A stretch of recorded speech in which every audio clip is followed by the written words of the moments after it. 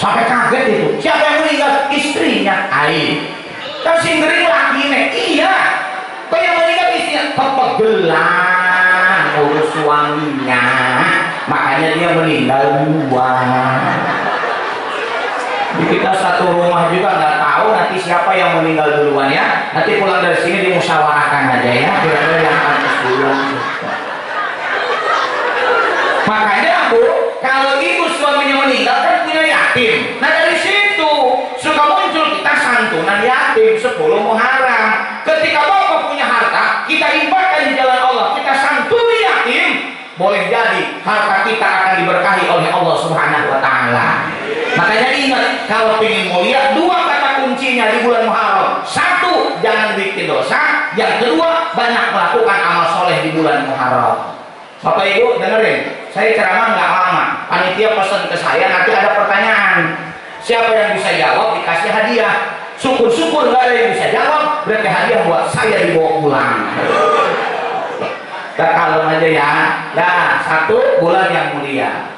Yang kedua, Muharram itu Pak bulan kesuksesan. Kenapa?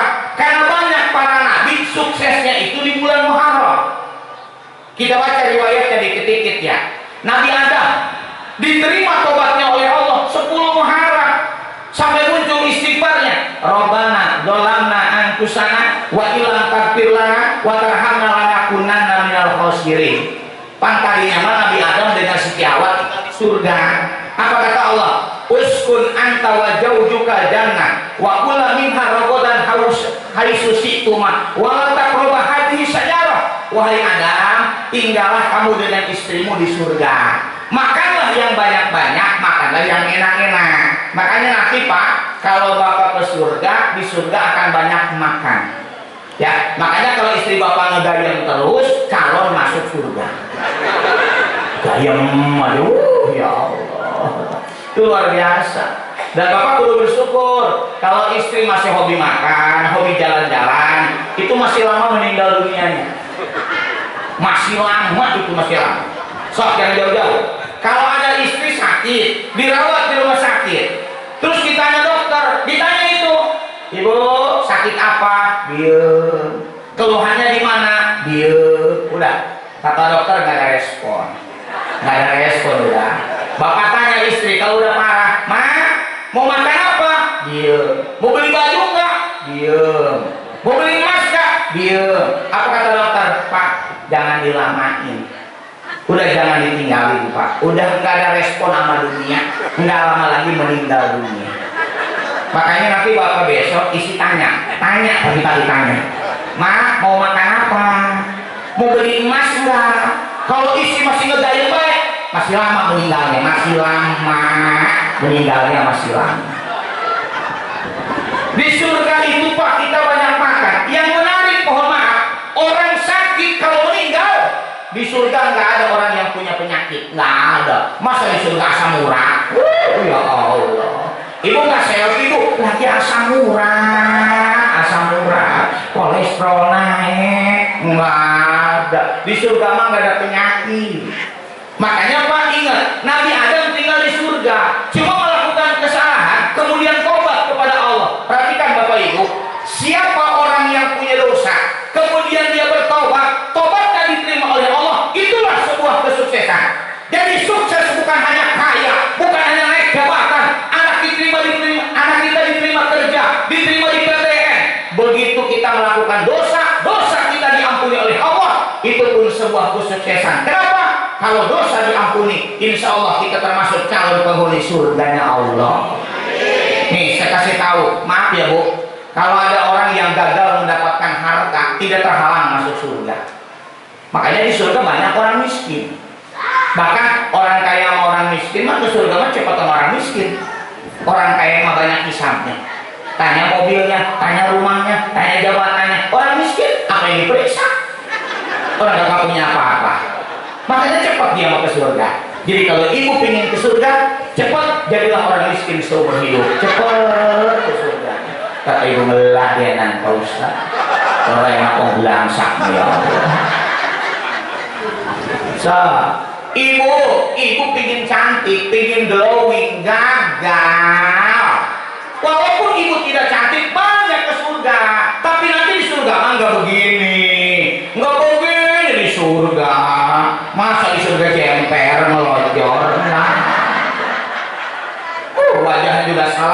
langsung 33 tahun. Dan ibu nanti kalau ke surga lebih cantik dari bidadari surga. Hei, sekarang saya tanya, Bu, kalau ibu ke surga mau bareng sama suami enggak? Mau bareng sama suami enggak? Mau. Karena saya tanya Bapak, Pak, kalau Bapak ke surga mau sama istri apa sama bidadari? Ya Allah, kok bisa jadi beda? Padahal ntar kalau Bapak ke surga, Pak, yang dicari istri. Karena istri itu lebih cantik dari bidadari surga. Dengan begitu Bapak di surga, Pak, mana istri? Biarinlah saya ketemunya aja. Cerewet di dunia juga cerewet, berisik dari surganya. Enggak lah, bentuk penghargaan Allah nanti ibu lebih cantik dari bidadari surga. Ingat ya Bu ya. Makanya punten, ada ibu ingin mempercantik diri, boleh, itu namanya bersyukur. Karena syukur itu salah satu maknanya merawat. Bapak punten, Bapak punya istri, istri dijaga dengan baik, dirawat, syukur. Kita punya anak, anak dijaga, dirawat, syukur. Kita punya rumah, rumah dijaga, dirawat, syukur. Jadi kalau ada istri yang suka merawat tubuhnya, mempercantik diri, nggak apa-apa, itu wujud syukur. Emang wajah mah kudu dirawat, bukan diedit. Ya Allah, wajah diedit. Lihat foto profilnya, subhanallah. Ketemu aslinya, astagfirullah. Jauh, jauh banget, jauh. Ya. Mana ada yang begitu, di fotonya malangsing, ketemu aslinya buntak. Ya. Tahuan, barusan mah pengamat, baru tahu. Makanya Pak, orang tidak dapat harta, nggak terhalang ke surga. Orang tidak mendapatkan sehat, tidak terhalang ke surga. Banyak orang sakit, begitu meninggal dia ke surga, orang dosanya diampuni. Satu-satunya penghalang orang masuk surga ketika dosa tidak diampuni oleh Allah. Makanya ketika Nabi Adam melakukan kesalahan, kemudian bertobat kepada Allah, tobatnya diterima. Kata para ulama, itulah salah satu bentuk kesuksesan. Maka hati-hati Pak, saya mengutip pendapatnya Ibnu Qayyim al-Jauziyah. Apa kata beliau? Dosa itu ibarat sayatan luka. Jadi kalau orang itu bikin dosa, seperti menyayat tubuhnya sendiri. Apa maksudnya? Kalau orang bikin dosa, satu, tidak akan merasakan nikmatnya amal soleh. Saya ambil contoh, Bu, kalau ada ibu yang sakit mulutnya, luka mulutnya, makan apapun tidak akan nikmat. Ya Bu ya, emang mulutnya dia sakit. Terus ruginya begini Pak, orang yang mulutnya luka sariawan kagak pernah ditengok. Makanya sariawan apes Pak, gak pernah ditengok. Ada jemaah kita, itu jemaah kita tuh dia jatuh dari motor HDKM. Itu yang orang rajin ke masjid, dia jatuh dari motor udah 3 hari, kita tengok, ditengok. PRT, itu tetangga kita kan serangan jantung, udah 5 hari di rumah sakit, ditengok. Tapi kan gak ada ceritanya, PRT, warga kita udah sariawan 2 minggu, udah kita tengok, enggak ada. Emang apes banget itu pada sariawan, apes. Jadi kalau ada orang mulutnya luka, dia bakal nggak nikmat. Orang kakinya luka, kemana pergi juga nggak nikmat. Makanya jangan ngajak jalan-jalan sama orang yang kakinya luka. Tapi tolong dipahami ya, Bapak dengan Ibu dalam kajian psikologi beda. Bu, perhatiin, kalau Bapak 0 sampai 50 tahun hobinya keluar rumah. Tapi kalau udah 50 tahun, Bapak-bapak senang di rumah. Tuh, hari Ibu mah kebalik. 0 sampai 50 tahun di rumah. Anak udah gede-gede, pinginnya pergi aja. Makanya kalau 1 minggu, ayah, yuk kita ke pantai yuk. Ngapain? Ngilangin stres. Orang ayah emang stres masalahnya. Masuk mama aja. Tapi kalau nggak paham bisa ribut sama istri. Bahkan ada ibu yang aja udah nyampe Anyer, udah nyampe baru telepon, ayah mohon izin, mama udah di Anyer, nih fotonya nih udah di Anyer. Oh iya tadi mama itu habis nyuci dulu, nanti tolong lihat kalau udah kering jemurannya diangkat sekalian digosok. Berhubung suaminya soleh, nurut sama istrinya, padahal mah takut sama istri. Orangnya ada lagi duduk, ada orangnya ada lagi duduk, ada.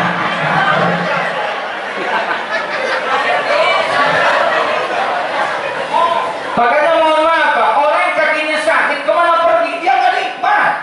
Orang yang matanya terluka memandang apapun tidak akan nikmat. Sama kalau orang banyak dosanya, amal soleh apapun tidak akan nikmat. Jadi kalau ada orang sholat tidak nikmat, pengajian gak nikmat, berkeluarga ngeluh aja ngeluh. Kalau ditanya, Bu, gimana berumah tangga? Lah, Pak Ustaz, tanggung deh tanggung. Anak udah 3, seneng sih sama suami. Seneng tapi tiap tahun hamil lagi. Seneng jimateng dari kita ya Allah. Jadi ada orang rumah tangga yang ngeluh aja ngeluh. So, mohon maaf ibu ya, kerjanya ngeluh. Kenapa tidak pernah merasakan nikmat amal soleh? Berarti satu tanda orang itu banyak dosanya. Tapi yang di sini masya Allah nih, wajah-wajah jarang bikin dosa. Kemarin sholat maghrib, tadi sholat maghrib, besok juga sholat maghrib. Padahal kalau dicek boleh Pak Ketua DKM ya, boleh. Bulan depan kumpulin, kita tes ya, dari mulai usoli sampai fil alamina inakah hamidum majid, dites bacaan dengan artinya, insya Allah pada izin semuanya. Kata DKM kemana uang pada laku pisan, izin dia izin, kenapa? Nggak tahu masalahnya artinya. Tapi yang menarik Pak, ada orang itu nggak tahu artinya sholat, saking menikmatinya dia bisa istiqomah sholat. Itu namanya menikmati. Ibu-ibu tiap malam Jumat baca Yasin aja, kenapa nggak bosen? Karena ibu bisa menikmati baca Yasin, walaupun dibaca berulang-ulang tidak pernah bosan. Berarti kita bisa menikmati baca Al-Quran. Jadi tolong ya, kalau ada ibu bapak yang tidak pernah nikmat melakukan amal soleh, jangan-jangan itu karena kita banyak dosanya. Bosan loto, istighfar, ya, istighfar. Yang kedua, hati-hati Pak, dosa itu bisa mengantarkan hidup kita jadi gelisah. Tuh, hati-hati. Orang yang banyak bikin dosa gelisah aja bawaannya. Bapak tidak jujur sama istri, gelisah. Ibu nggak jujur sama suami, gelisah. Atau jangan jauh-jauh, Bu. Tetangga punya mangga. Orangnya lagi mudik. Ibu terus ngambil dia 3 doang. Karena itu dosa, gelisah.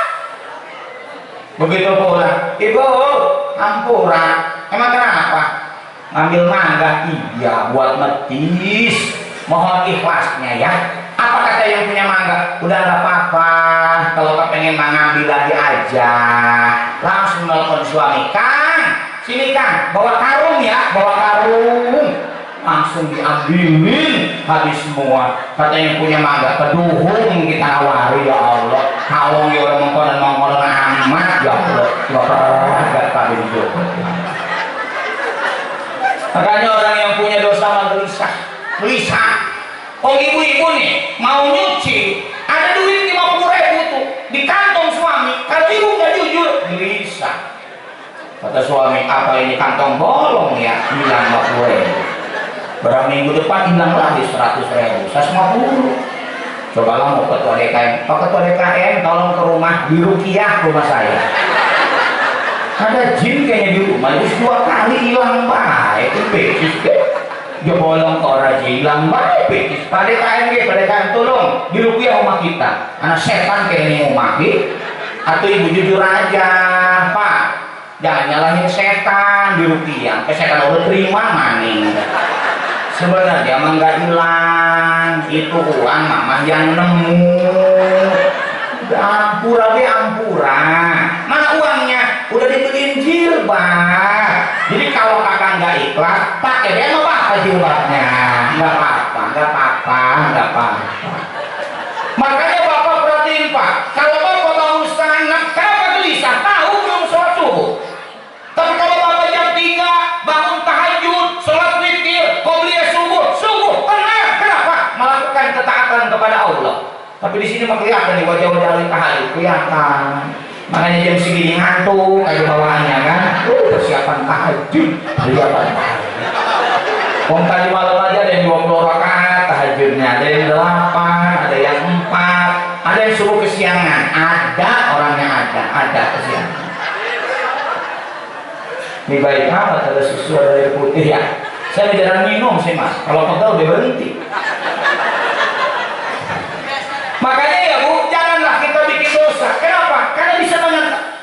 mengantarkan kita jadi gelisah. Yang ketiga, hati-hati Pak, dosa itu bisa mengundang turunnya bencana.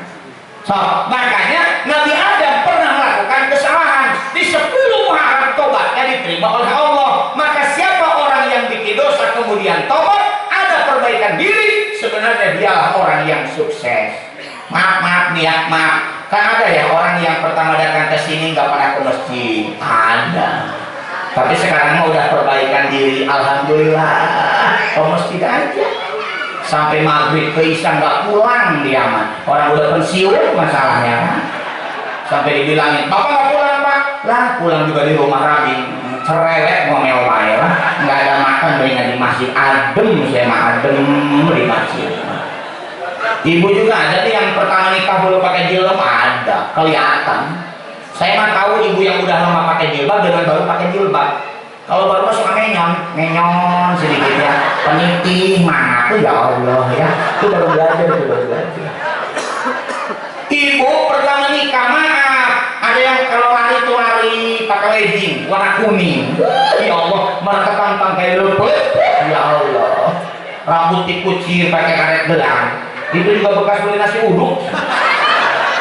Tapi ibu mau bertobat sekarang, alhamdulillah. Ya Allah, lari pagi udah nutup aurat, pengajian nutup aurat, ke pasar nutup aurat. Dan saya yakin ibu lebih cantik pakai jilbab daripada nggak pakai jilbab. Lu penting aslinya cantik. Nggak ada orang pakai jilbab jadi jelek, nggak ada. Ibu cantik juga pakai jilbab udah ada mendingan. Coba kalau dibuka uban udah gak jelas posisinya uban. Bapak jangan ketawa, bapak juga sama. Dan uban itu jangan dicabutin, kan? Bu kalau suami suruh nyabutin uban kasih tahu, ayah, uban itu jangan dicabutin. Uban itu di akhirat nanti memancarkan cahaya. Jangan nunggu akhirat di taman Ciruas, di bumi Ciruas permai mati lampu. Yang pertama kelihatan kepalanya, orang putih semua kepalanya. Udah 10 Muharram Pak, mending tobat kita diterima. Ya, yang kedua apa? Ada Nabi Yunus, sukses 10 Muharram. Kenapa? Diberikan solusi ketika punya masalah. Maaf nih ya, ini kalau kita ngaji sejarah kan begini. Emang Nabi Yunus kan dakwah bertahun-tahun, emang pengikutnya cuma 2. Makanya kita jadi ketua DKI mah kudu sabar ya. Emang ngajak kebenaran nggak susah. Nih, jangan jauh-jauh nih. Ini yang ngadain malam ini aja, ada aja yang protes, ada. Kenapa sih ceramahnya harus malam Kamis? Orang mah malam Rebo, malam libur. Ada protes aja. Pancet panitia, atuh pan isi kerja baktina, libur nanti Rebo. Atuh pan Kamis mah malam kerja. Ada konsumsi dipungut protes, tapi dia mah paling banyak makan kuenya, ada. Makanya kayak orang ngajak ke masjid itu susah Pak. Ada orang tuh kalau diajak ke masjidnya susah, makanya kita kudu sabar. Makanya gini aja Pak, kalau ada warga nggak pada ke masjid, biarin, tunggu meninggalnya aja. Mati meninggal mah dia ke masjid, dan pasti barisnya sendiri di depan. Orang udah meninggal masalah. Ibu tolong ya, ibu yang punya suami tolong diingatkan ya Bu ya. Makanya punten Pak, Nabi Yunus ini kan bertahun-tahun dakwah, pengikutnya cuma 2, ditinggalkan kaumnya, ditelan oleh ikan. Secara logika dia tidak mungkin bisa selamat, dia punya kesulitan. Tapi hebatnya Nabi Yunus menggunakan kekuatan hati. Ini satu isyarat Bapak Ibu, tidak semua persoalan hidup itu bisa diselesaikan dengan akal manusia. Nggak apa. Rumah tangga kalau pakai logika, maaf, ada suaminya S3, istrinya S2, cerai coba. Secara logika dia sama-sama pintar, kenapa cerai? Berarti masalah rumah tangga belum tentu selesai dengan akal manusia. Kadang-kadang Pak Kiai perebut doa mau tidur aja sampai ribut. Cek bapaknya, Bismika Allahumma hayya wa bismika amut. Kata ibunya, jangan bismika lagi, Bismika Allahumma hayya wa amut. Wah, kita habis di muka semua. Kata tetangga, saya nggak pernah ribut langsung tidur. Orang nggak hafal doanya. Harus perebut doa segala. Jadi kalau saya pikir, iya juga ya, ada suaminya S3, istrinya S2, ribut, cerai. Berarti masalah belum tentu selesai dengan logika, dengan akal manusia. Punten ya Bu ya. Tapi kita alhamdulillah Pak, ada bapak yang pendidikan biasa aja, tapi hebat dekat dengan Allah. Suami ibu diem, ibu ajak ngomong. Suami ngomong baik, ibunya diem. Udah beres. Jangan suami ngomong, ibu ngomong, ribut jadinya. Udah, kalau suami ngomong, ibu diam. Kalau suami diam, ibu ngomong. Itu beres. Bapak juga begitu. Kalau istri lagi ngoceh, diam. Jangan dilawan. Karena istri mah sehari ngomongnya 22.000 kata. Hari bapak cuma 7.000. Sedangkan kemarin baru 15.000 keluar. Pantas pagi-pagi ngoceh aja. Ngabisin yang kemarin. Makanya kalau istri ngoceh, bapak diam. Kalau istri diam, gampang. Diam itu emas. Istri diam, bawa ke toko emas. Langsung ngomong. Jadi nggak semua Pak persoalan hidup itu selesai dengan logika manusia. Saya mohon maaf ya, ada yang bapaknya pintar, anaknya bodoh, ada. Tapi ada ibu yang SMA, anaknya doktor, hebat. Maka mohon maaf Pak, Nabi Yunus punya kesulitan, berdoa kepada Allah, la ilaha illa anta subhanaka inni kuntu minadz dzalimin. Nah ini kan doa yang sering kita baca. Mohon maaf ya Bu, Bapak Ibu, saya ini semua Pak, semua orang mah punya masalah. Nu penting mah diberi solusi oleh Allah. Jangan kalah sama pegadaian. Pegadaian aja punya moto menyelesaikan masalah tanpa masalah. Jadi siapapun kita Pak pasti punya persoalan. Mohon maaf ya, ada yang diuji lewat sakit, ada. Berarti masalahnya dengan kesehatan. Ya kan? Ada bapak diuji dengan istri, ada Pak. Tapi saya titip ya, kalau diuji dengan istri Pak, jangan dicerai istri itu. Itu ujian buat bapak. Nabi Nuh, Bu Nabi Nuh, kan Nabi Ulul Azmi. Istrinya Nabi Nuh siapa? Bu Nuh. Ya Allah, ya lama. Bu Nuh, istri Nabi Nuh. Kali istrinya Bu Pak RT siapa? Bu RT. Amat mikirnya. Istrinya Nabi Nuh, Bu Nuh. Itu kan jahat banget. Suaminya Nabi Ulul Azmi loh, istri jahat, tapi hebatnya nggak dicerai istrinya. Udah serahkan aja kepada Allah. Nanti istrinya dibinasakan oleh Allah lewat tsunami. Jadi kalau ada bapak punya istri susah diatur, jangan dicerai. Tunggu tsunami aja, tunggu. Begitu suami datang, meninggal suaminya. Ada tsunami maka suami yang meninggal. Artinya apa Bapak Ibu? Mohon maaf ya, ada orang itu yang diuji lewat pasangan hidup, ada. Ini pun tadi ya, Pak Ketua DKM, ada ibu-ibu coba ke saya, udah umur 61, Pak Ustadz mau minta saran, saya mau nggak kuat ngadepin bapaknya, terus kayaknya cerai aja. Ibu umur berapa? 61. Suami ibu 63. Atuh Bu sabarin aja sih. Udah 63 mah ngalah lagi 63. Paling berapa sih tambahnya dari 63 mah? Tapi Pak Ustadz kan saya udah nggak kuat. Iya makanya sabar. Pak Ustadz nggak ngalamin. Ongkoh nanya ibu mau kok protes. Aduh sabarin aja. Itu bisa jadi pintu surga buat ibu. Gitu. Makanya punten ya, Bu. Ada ini yang kadang diuji lewat suami. Ada yang diuji suaminya sakit-sakitan. Nggak apa-apa Bu. Itu pintu surga buat ibu. Perhatikan. Wanita yang hebat itu yang bisa mendampingi suaminya pada saat meninggal dunia. Itu yang dibanggakan oleh Siti Aisyah. Apa kata beliau? Rasul meninggal di pangkuanku. Jadi kalau ibu suami sakit-sakitan jangan ditinggalin. Ibu tunggu. Apalagi meninggal Bu, suami di pangkuan istri, ibu mulia di hadapan Allah. Makanya kalau udah suami sakit bilang, ayo sini, pangku. Selfie ya, biar mama seperti Siti Aisyah, Udah di pangku, nggak meninggal sudah suaminya.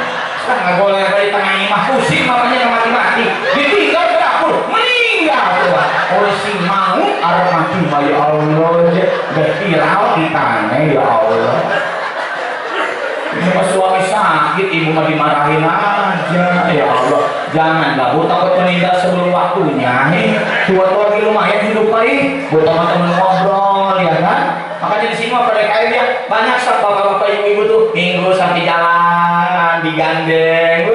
Ya Allah, orang suaminya keselandung aja masalahnya kan?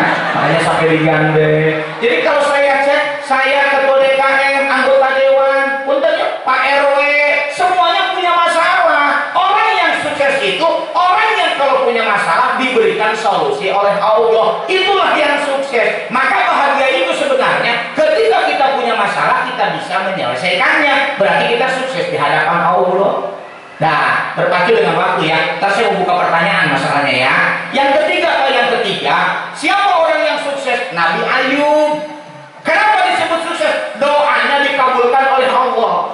Beliau sakit, maaf ya, emang sakitnya udah lama banget.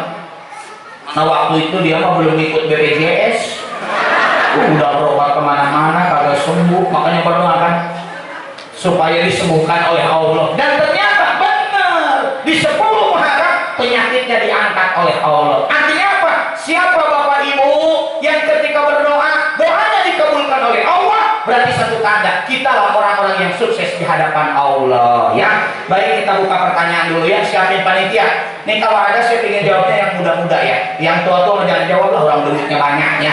Yang muda-muda. Coba ada anak-anak, ada anak-anak, ada anak ya. Ya udah, perhatikan Bu.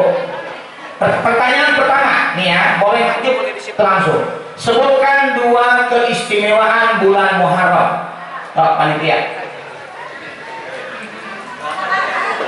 Ya, sok. Yang mana? Nama saya Ati dari RP10. Ya. Di bulan Muharram ada 2. Satu. Bulan mulia, bulan kesuksesan. Ya, udah kasih hadiah. Oh, udah ini Pak Sana. Tapi jangan susah-susah Pak, susah-susah. Yang kedua, ada 2 hal yang harus kita lakukan supaya kita mulia di bulan Muharram. Sebutkan. Tuh, belakang. Ada tuh belakang. Gak apa-apa ya DKM-nya, karena ini kan memang harus dibagikan hadiahnya. Udah pada berlimpah katanya.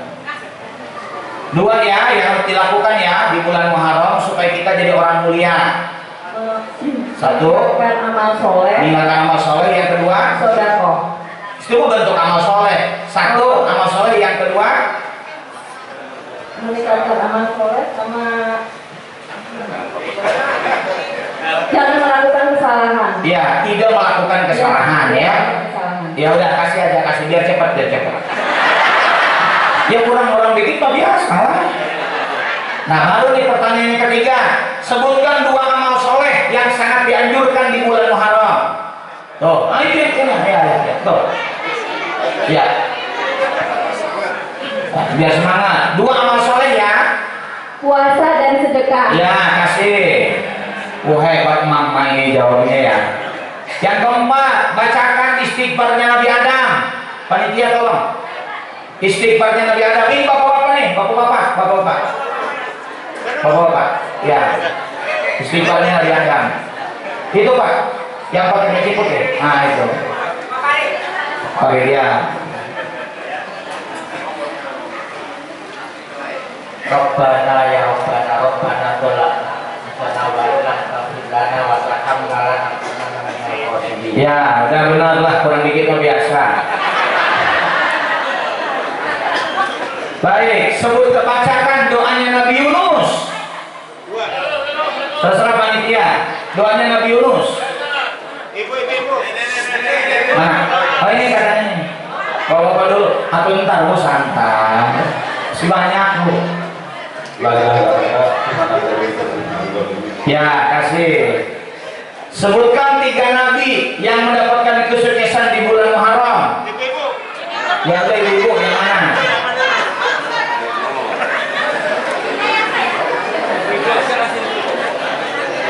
Adam, Yunus. Satu lagi, Ayub ya, udah kasih.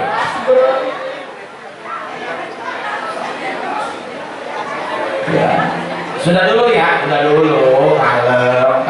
15 menit lagi ya, 15 menit lagi. Sudah tenang Bu, masih banyak hadiahnya ya. Nanti kita akan pertanyaan lagi. Baik. Kemudian Bapak Ibu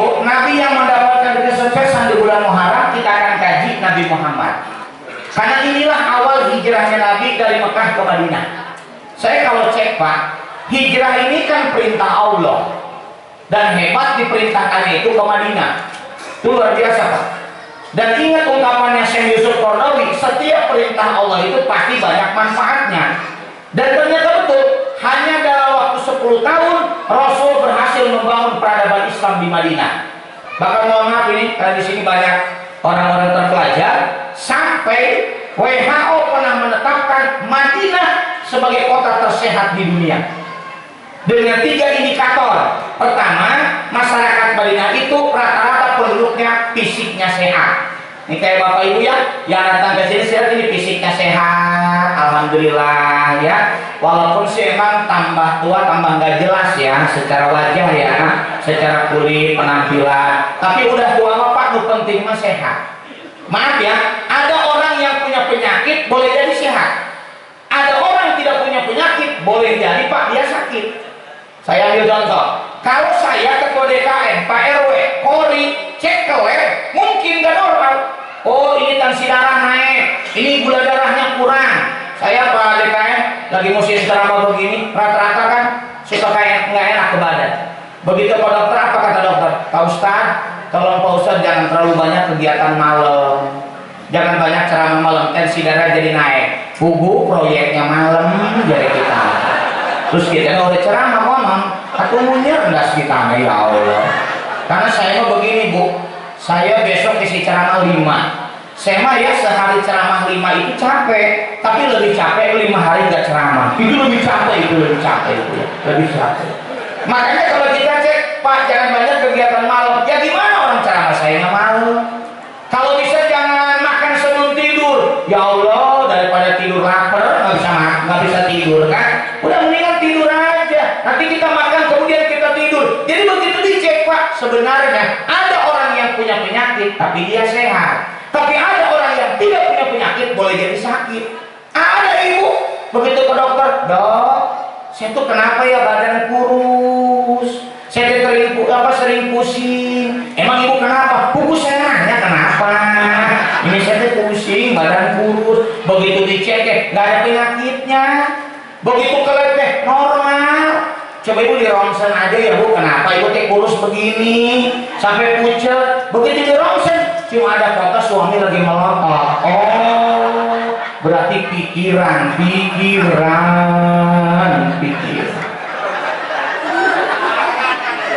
Makanya Pak, orang itu kalau ingin sehat, lihat satu fisiknya sehat, yang kedua jiwanya atau mentalnya sehat. Hati-hati ya, 1 dari 5 penduduk dunia itu mengalami gangguan jiwa. Bukan sakit jiwa Pak, gangguan jiwa. Dan tanda orang mengalami gangguan jiwa suka bingung. Makanya kalau ada orang suka bingung, ngelamun, mulai tuh gangguan jiwa. Jadi kalau ada istri pagi-pagi, Ma, mau masak apa hari ini? Dia gangguan jiwa. Dia. Terus tanya ke tetangga, Ibu mau masak apa? Kubis saya bingung, kemarin tahu, masa saya tahu lagi. 2 gangguan jiwa. Ketemu lagi tetangga, Ibu mau masak apa? Kubis pinginnya daging, tapi suami ompong. 3 gangguan jiwa. Datang ke tukang sayur, Mang beli apa? Kubu mamang bingung, parah sama tukang sayur, gangguan jiwa. Makanya hati-hati Pak ya sekarang ini, orang disuruh tiap-tiap jiwanya tenang. Makanya banyak orang kaya susah tidur. Itu tanda orang kaya susah tidur. Kalau orang miskin susah bangun. Itu bedanya ya, itu bedanya. Jadi banyak orang gelisah. Hati-hati. Tapi di sini alhamdulillah jiwanya tenang, ya Allah. Yang ketiga Pak, kenapa Madinah disebut kota sehat? Hubungan sosialnya sehat. Makanya kalau saya cek Bapak di komplek, fisiknya sehat, jiwanya sehat, hubungan sosial sehat, wajar komplek ini menjadi komplek yang sehat. Hebat Pak, Madinah menjadi kota tersehat di dunia. Dan kalau kita kaji apa yang dibangun Nabi ketika hijrah dari Mekah ke Madinah untuk menegakkan Islam di kota Madinah. Ini tema kita ya, 15 menit lagi Bu, nggak usah lama-lama. Karena saya kalau lama biasanya nggak diundang lagi. Udah umum itu, kalau ceramah lama enggak dipanggil lagi. Imam juga kalau lama enggak dipakai. Sok Bapak tarawih, Ya Pak Imamnya, Ustaz Ahmad lama dia lama. Enggak. Lah dia nanti salat di rumah Pak gelamet. Tapi maksudnya apa? Kau saya yes, pendek dia mau pendek bacaannya. Bukan ngebut, pendek bacaannya. Karena sholat kudu tumanina, nggak boleh ngebut, pendek bacaannya. Saya pernah pada kayak sholat di Cilegon, imamnya penghafal Quran, sholat Isya masih ingat saya. Atau rakaat pertama bacanya Al-Kahfi. Kita dihafal Al-Kahfi mah 110 ayat dibagi 2 rakaat. Ya Allah, sampai saya di hati pertama dan terakhir wal bakalan mampir mani dia suwe ya Allah. Ngerti. Salat Isya. Salat dia itu panjang. Kalau berjamaah itu pendek aja kebalik ya Allah. Apa Pak yang dibangun Nabi ketika hijrah dari Mekah ke Madinah? Kalau kita cek ada 5 kekuatan yang dibangun Nabi ketika hijrah ke Madinah. Pertama, kekuatan akidah. Makanya Rasul waktu-waktu pesan, innamal a'malu binniyat, segala sesuatu itu tergantung niat. Maka orang akan hijrah dari Mekah ke Madinah supaya sukses, diluruskan akidahnya, lakukan sesuatu semata-mata mencari ridha Allah. Saya kalau ngomong begini, Bapak Ibu perhatikan, orang kalau mencari ridha Allah apa kelebihannya? 1, dia akan mendapatkan pertolongan Allah. So, Nabi itu ketika dari rumah mau pindah, mau berangkat ke Madinah, Nabi sudah dikepung sama 100 orang pemuda. Nabi mau dibunuh, tapi karena Nabi hijrahnya karena Allah, ternyata Nabi diselamatkan oleh Allah. Maka Bapak Ibu, kalau tiap hari kita ditolong oleh Allah, diselamatkan oleh Allah, mungkin salah satu penyebabnya kita melakukan sesuatu emang tujuannya untuk mencari ridha Allah. Nah, tenang ya Pak, insyaallah kita dapat pertolongan Allah. Yang kedua, orang kalau sudah mencari ridha Allah, apa yang terjadi? Dia akan istiqomah melakukan amal soleh. Makanya bahasanya gini, kalau orang udah niat karena Allah, mah kagak ada bosennya. Bapak baca Quran gak pernah bosen, sholat gak pernah bosen, berumah tangga gak ada bosennya. Coba istri Bapak ya Pak ya, dari dulu sampai sekarang kan itu aja. Bapak bosen gak sama istri? Enggak lah, orang gak ada lagi. Tuh, makanya pas jadi tatap, ditatap, ya Allah ya. Dan ibu-ibu mah hebat sih ya. Banyak bapak-bapak di kantor capek, tapi kalau udah nyampe ke rumah, ya Allah, ditatap wajah istri, hilang capeknya. Memang itu istri yang sakinah ya, yang bisa mendatangkan ketenangan. Jangan dibalik. Ada bapak di kantor bahagia, begitu nyampe ke rumah langsung vertigo. Ya Allah, karena pusing isinya ngoceh aja. Tuh, makanya ingat ya Pak, Bapak kalau sudah niat karena Allah, insya Allah nggak bosan kita melakukannya. Makanya kalau ditanya, Pak, Bapak kenapa sih kalau sholat bacanya ina atau ina aja makul huwallahu ahad? Ya aku mau mencari ridha Allah, maka aku mah nggak bosan. Orang ada lagi yang hafal itu ada yang dibaca. Sama cari ridha Allah nggak bosan.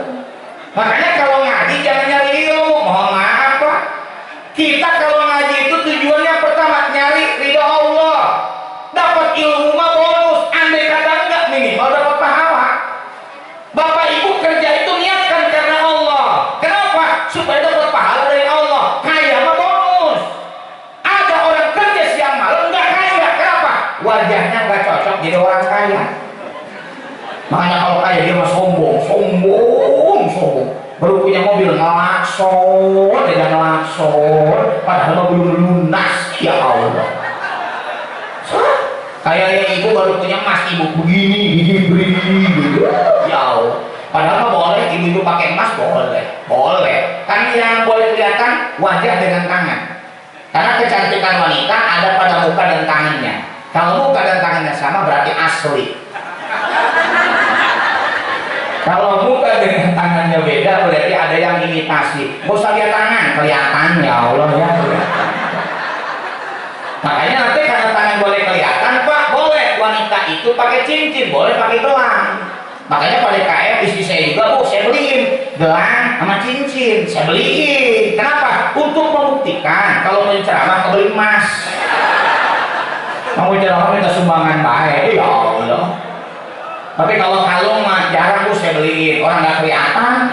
Kan pakai kalung mah ditutup, masa pakai jilbab kalung di luar? Ya Allah, nggak usah diliriki jadi kelihatan ya Allah. Apalagi pakai anting masa dibolongin. Makanya saya lihat Pak, nggak ada orang bosan berumah tangga kalau niatnya karena Allah. Itu hebatnya niat karena Allah. Satu, ditolong Allah. Yang kedua akan istiqomah. Yang ketiga dibahagiakan Allah. Sok Bapak, malam-malam tahajud. Wa minal laili fatahajjad bihi nafilatan lak asa ayyam asaka rabbuka maqaman mahmuda. Kan kalau orang itu tahajud, makomnya naik di hadapan Allah. Apa tandanya? Orang Pak di malam-malam tidur Bapak tahajud karena mencari ridha Allah, makomnya naik. Ternyata Bapak jiwanya dibahagiakan Allah. Tuh ya, itu ciri. Jangan jauh-jauh gini lah. Kalau ada anak nikah dapat ridho orang tua, itu pasti bahagia. Maka jangan nikah dapat ridho orang tua, capek kita. Begitu lebaran, ayah, ayo ke rumah orang tua aku, kata istri, dengan pengen kita udah direstui. Sekarang ajak balik emak. Oh, jangan Pak kawin lari, capek. Apalagi kawin gantung. Oh, ya Allah. So, istri pergi nggak dapat ridho suami, nggak bahagia. Dan itu istri yang musuh. Kalau pergi nggak dapat ridho suami, dengerin, jangan pura-pura nggak denger. Ya Allah, banyak ibu-ibu main pergi aja izin dulu ke suami. Kecuali suaminya bebasan.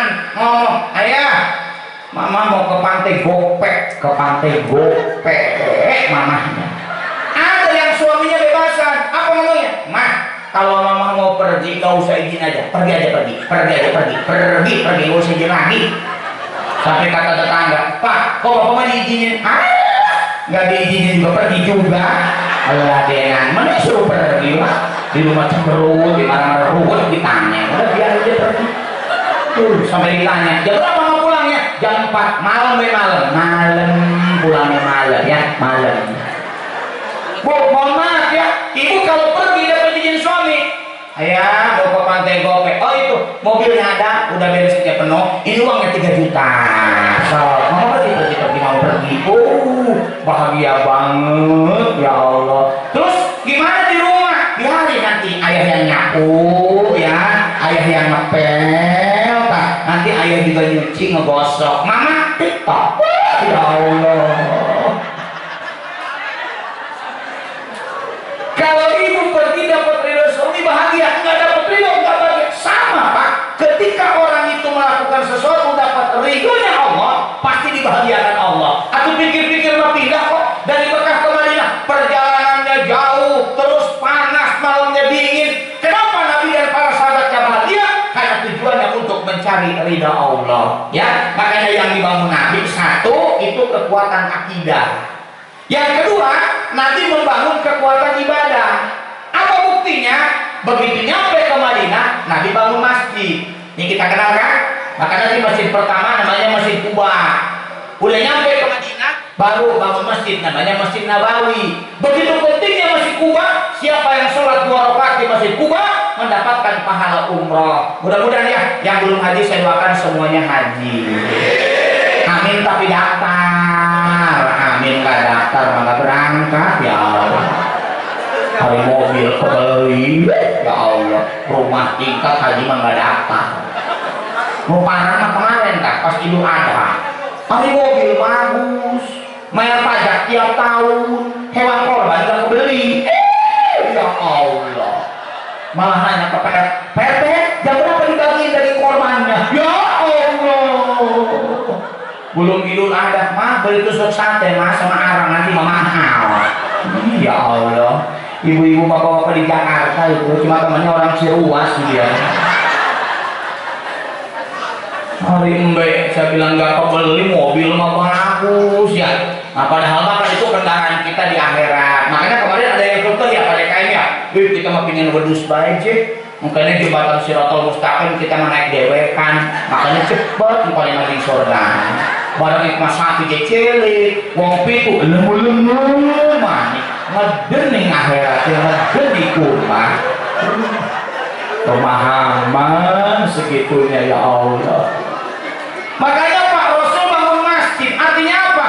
Kalau Islam ini ingin tegak, al-Islam ya'lu wa la yula alaih, jangan lupa makmurkan masjid. Kenapa? Ini simbol kita rajin ibadah. Makanya ya Bapak Ibu mohon maaf ya, kalau kita bisanya hanya sholat berjamaah. Ustaz, nggak bisa hormat, asal di pabrik, maghrib di jalan, atau isya berjamaah. Pokoknya bisa pegel, mereka ngadem kitanya, atau di subuh. Ya Jumatan di pabrik, lebaran mudik, ya Allah ya. Kan dari wajah-wajahnya kan bukan wajahnya orang sini, bukan. Kelihatan aura orang kampung, kelihatan banget.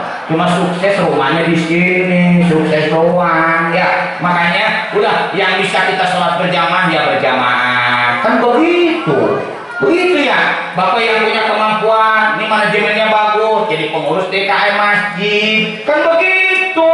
Oh, ini pinter baca Qurannya nih, pinter, ngerti sholat, jadiin imam. Kan imam dua doang syaratnya. Satu, baca Qurannya bagus, dua, ngerti sholat, jadiin imam. Kata Bapak, Pak Ustaz, buku saya mah kerjanya di Jakarta, saya mah nggak bisa ke masjid, pulang juga ke sini sebulan sekali, saya mah punya harta, mau nyumbang di masjid, atau nyumbang di masjid. Dan mohon maaf ya Bu ya, Bu, kalau ada ibu yang saya lihat bapaknya mau ke masjid hari Jumat, tolong diingatkan, ayah, ini hari terbaik, kalau bisa ngisi kotak amal di masjid. Makanya di sini makanya hari Jumat kotak amalnya macet terus ya.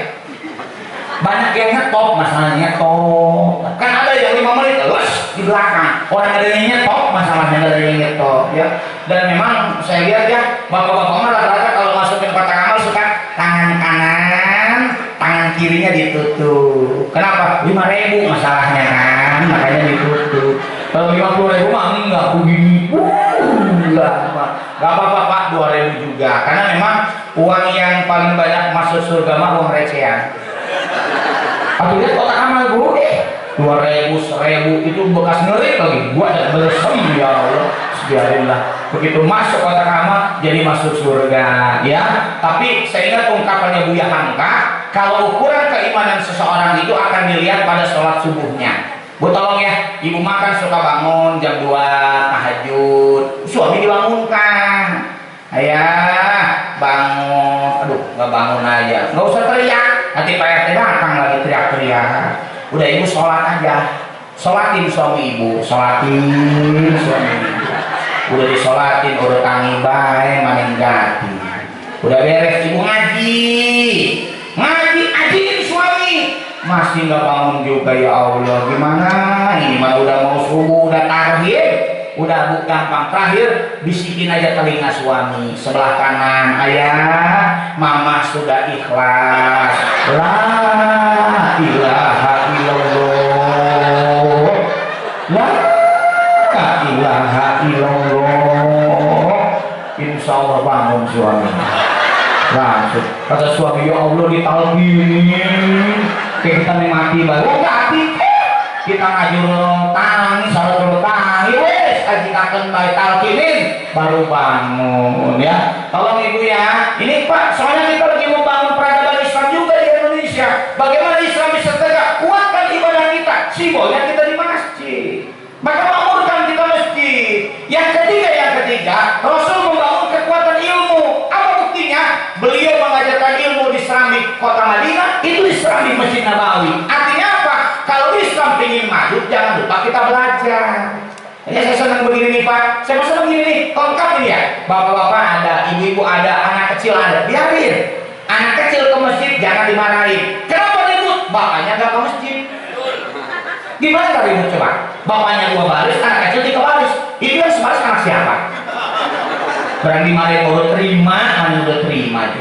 Kata imamnya, beresek, tolong jangan ribut. Imamnya galak ya Allah. Ke masjid Pak, anak kecil itu nggak mungkin ribut kalau bapaknya ada. Dan kita kalau ngaji, anak yang nggak mau diam, gerak motoriknya bagus, itu berarti anak tuh lincah.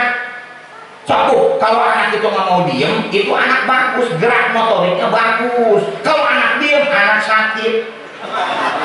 Kalau ibu-ibu diem, nggak punya duit, diem, orang nggak ada duit.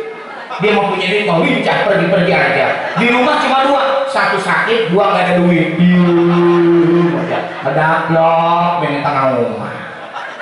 Makanya nggak apa-apa pak. Dan anak pak ada masanya. Maaf pak. Aku saya juga dulu sama waktu kecil sama manusia.